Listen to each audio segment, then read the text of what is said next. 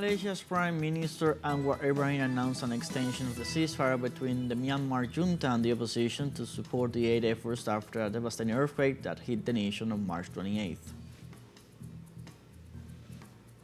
Moscow claims to be ready to facilitate dialogue between Tehran and Washington on Iran's nuclear program, provided that the legitimate interests of the Persian country are respected.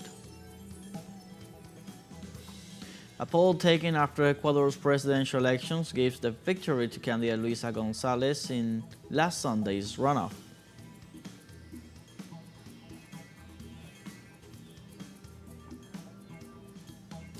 Hello, welcome to From the South. I'm Luis Alberto Matos from teleSUR studios in Caracas, Venezuela.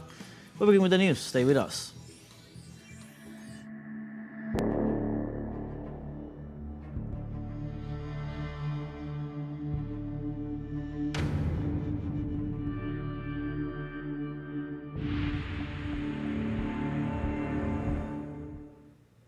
Israel has killed at least 45 people across Gaza as heavy strikes hit the north and south of the coastal enclave that also suffers from a severe humanitarian crisis due to the Israeli blockade. According to on-ground reports, 6 Palestinians were killed in an Israeli air raid that hit a makeshift barber shop in central Han Yunis, while at least 10 others were killed after Israel bombed a home in Bani Suhaila. Attacks in Rafah in the south, Gaza City and At-Wan in north, targeting tents and houses, also left a number of fatal casualties. Over 51,000 Palestinians have been massacred by Israel since October 2023, as airstrikes on Gaza continue despite warnings from UN and measures from the International Court of Justice.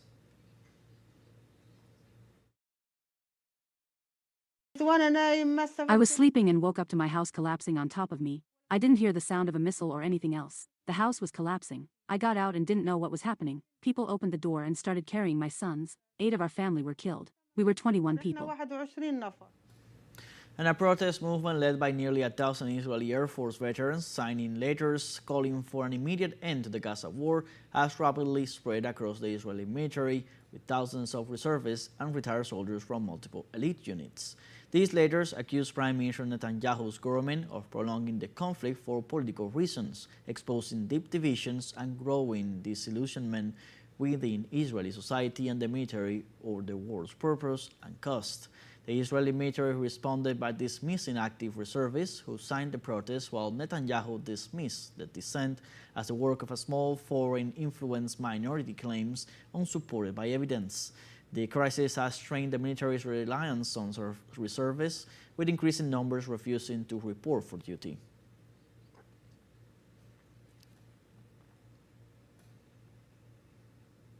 And this Friday, thousands of Yemenis took to the streets in solidarity with the Palestinian people and to protest against the U.S. airstrikes launched over Sana'a. The capital of the country and 13 other governorates registered massive demonstrations in favor of the Palestinian people under the slogan, "We remain firm with Gaza." Demonstrations were called by the political and religious leaders of the country, who assured that the current U.S. aggression against Yemen will lead to a greater resistance. Through a statement, the Yemeni government assured that the offensive on its land borders and in the Red Sea will be maintained in defense of its sovereignty and in support of the Palestinian people.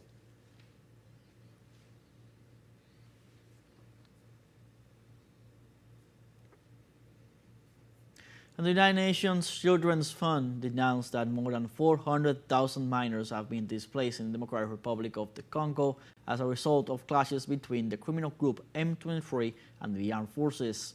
The organization also recalled that according to the last report presented to the United Nations Security Council, there are 5 million displaced people living in overcrowded and unsanitary conditions in the African country.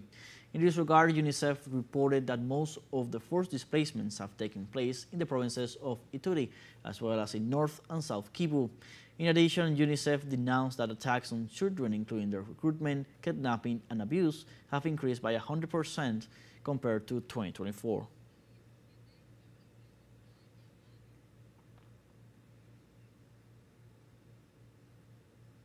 Malaysia's Prime Minister Anwar Ibrahim announced Friday an extension of the ceasefire between the military junta of Myanmar and the opposition to support the aid efforts after a devastating earthquake that hit the nation on March 28th.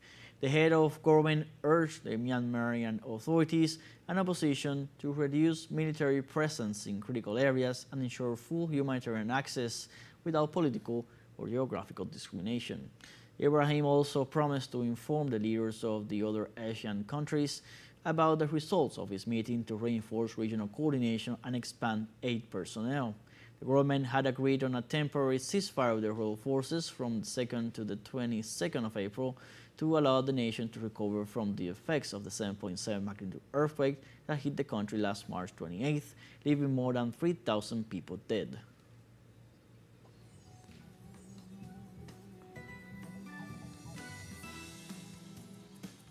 We now have our first break coming up. Remember, you can join us on TikTok at teleSUR English, where you'll find news in different formats, news updates, and much more. We're going to be right back, so don't go away.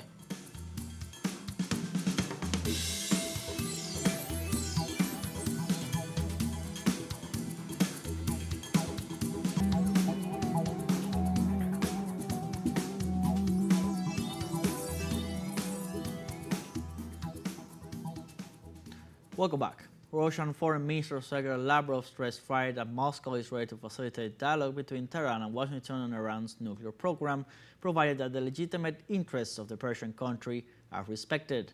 During a joint press conference with his Iranian counterpart Abbas Araghchi, Lavrov stated they welcome the readiness to reach objective and mutually acceptable agreements.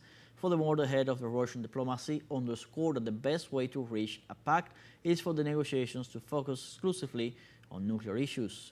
For his part, Araghchi assured that his country will participate with seriousness and willingness in the talks, but warned that the unrealistic demands of the United States could hinder the process.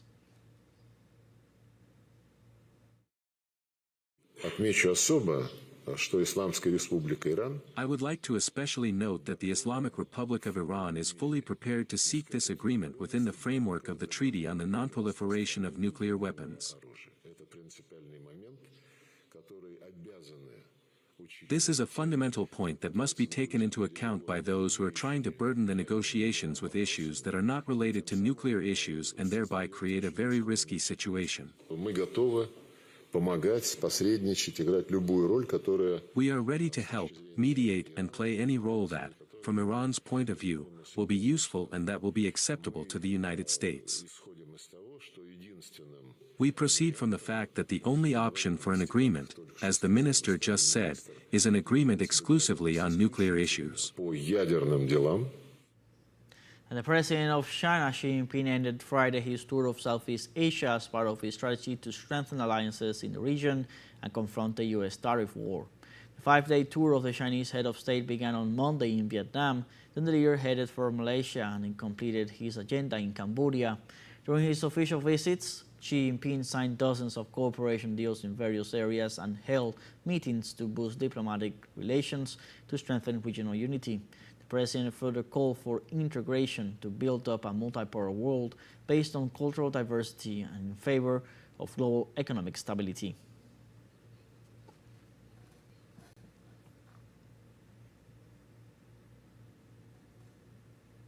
Meanwhile, U.S. President Donald Trump on Thursday stepped back from what already appears to be a lonely fight with China after Beijing said it would ignore the tariff game. The president himself told reporters in Washington that he would not like to see tariffs on China continue to increase, and confessed that he is hopeful of reaching an agreement. The announcement was made after the Asian stock markets, driven by China, presented a notorious increase, in contrast with the collapse of Wall Street and the dollar. The head of state blamed it on Jerome Powell, the president of the Federal Reserve, and not on his tariff war against the world.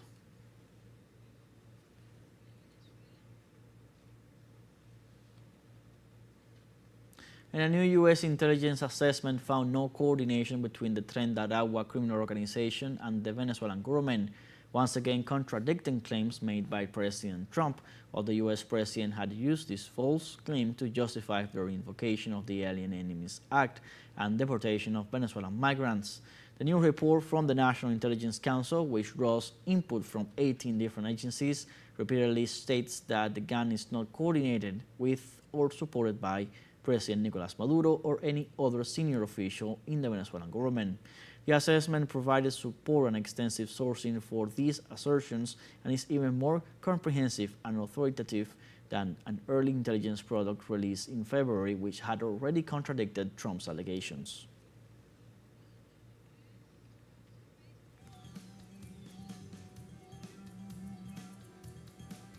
We now have our second break coming up. Before we invite you to visit our Facebook page at teleSUR English, there you'll be able to watch our top stories, special live coverage, and much more. Follow our page and activate the notification button to stay up to date on the world's most recent events. After our break, we're going to be right back.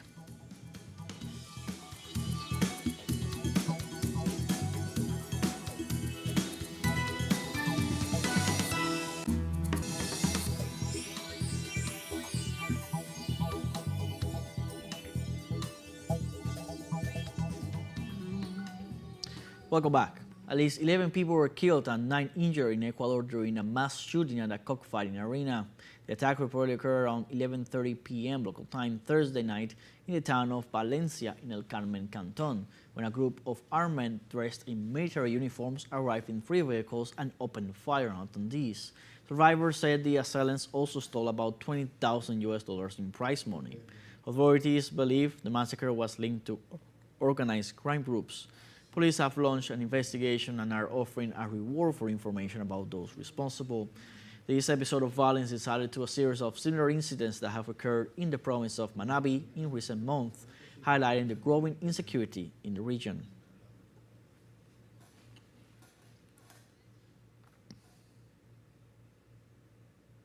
And the international Argentinian pollster 3.0 gave the victory of Ecuador's runoff presidential elections to Citizens Revolution Movement candidate Luisa Gonzalez.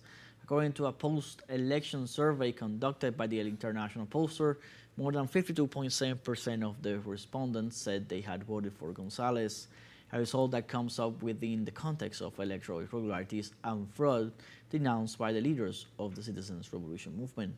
On the other hand, former President Rafael Correa highlighted the credibility of the Argentinian agency, which has conducted reliable surveys in different electoral processes across the Latin American continent. Correa also denounced the violation of Article 127 of the Democracy Code, as well as the political harassment against candidate Luisa Gonzalez during her presidential campaign.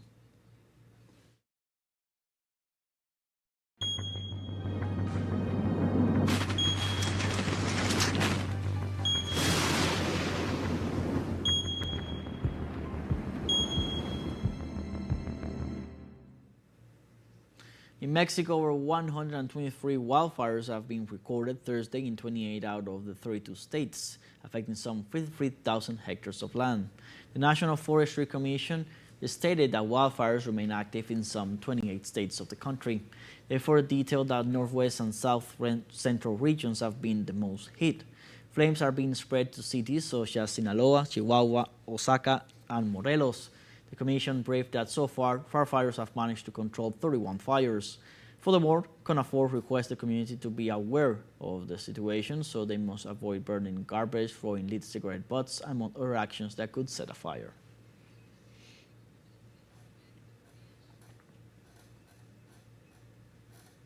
And the United States National Weather Service reported storms in eastern Nebraska and western Iowa State. According to the weather agency, the main cities affected in Nebraska are Bennington and Manly, while in western Iowa, the cities of Ransolph and Essex. They detailed that the storm generated hail showers accompanied by tornadoes that washed away large clouds of dust, forcing drivers to take alternate routes. The meteorological entity put Dodge County on alert due to the effects of the storm that interrupted the electric power supply.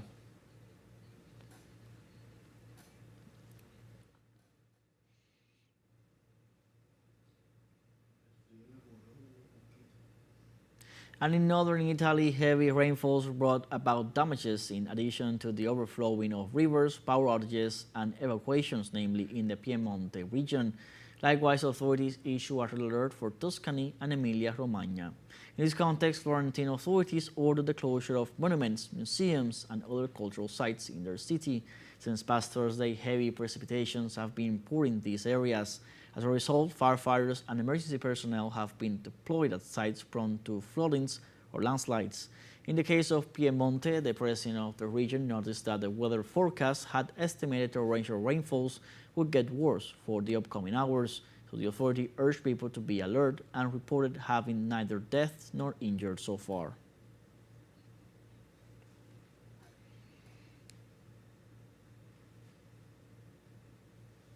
Parisian faithful and tourists attended Holy Friday's ceremony at the Cathedral of Notre Dame 4 months after reopening of the iconic religious monument. The event centered on the commemoration of the crucifixion of Jesus and his death at Calvary was attended by a number of visitors that exceeded the expectations for the Holy Week celebrations. The ceremony was led by the rector of Notre Dame, Monsignor Olivier Ridebert Dumas, who told the press that about 30,000 people were attending daily the renovated Gothic monument during the Holy Week. The cathedral reopened in December 2024, more than 5 years and 8 months after a fire destroyed part of its structure, and it has set the goal of receiving nearly 14 million visitors per year.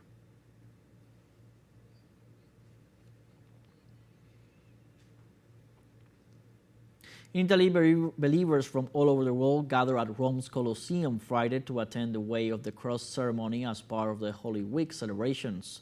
The event was presided over by Cardinal Baldo Reina, the Pope's Vicar General for the Diocese of Rome, in representation of the Holy Father, who is currently recovering from pneumonia. Pilgrims, tourists, and representatives of social movements also attended the ceremony to express their faith and commitment to the Christian values of charity and resistance in the face of adversity. On the other hand, in his meditations written for the Good Friday Way of the Cross, Pope Francis called to turn to Jesus Christ in a world faced with inhuman economies built on calculations and algorithms, cold logic, and implacable interests.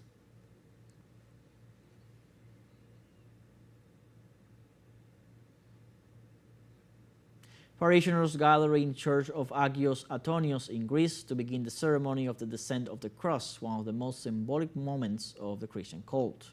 During this Holy Friday, thousands of people gathered in the chapel to commemorate the taking down of the body of Christ from the cross. Known as Good Friday, this is the only day in the Orthodox calendar on which there is no Mass. The congregation then proceeded on foot to the local cemetery. Simultaneously, women from the parishes began to decorate the epitaph to be carried in prostration to the central squares of each community.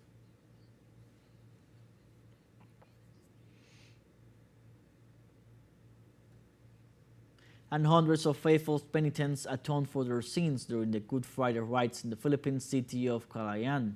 As one of the Asian nations with the largest Catholic congregation, the population commemorated Good Friday with reenactments of the Passion of Christ, with crucifixions and flagellations. Following the nation's tradition, dozens of Philippines nailed their hands to wooden crosses as an act of devotion in the province of Pampanga, north of Manila. Early on, over 25,000 people participated in processions and attended a theatrical performance at the Bonifacio Square in the Philippine capital.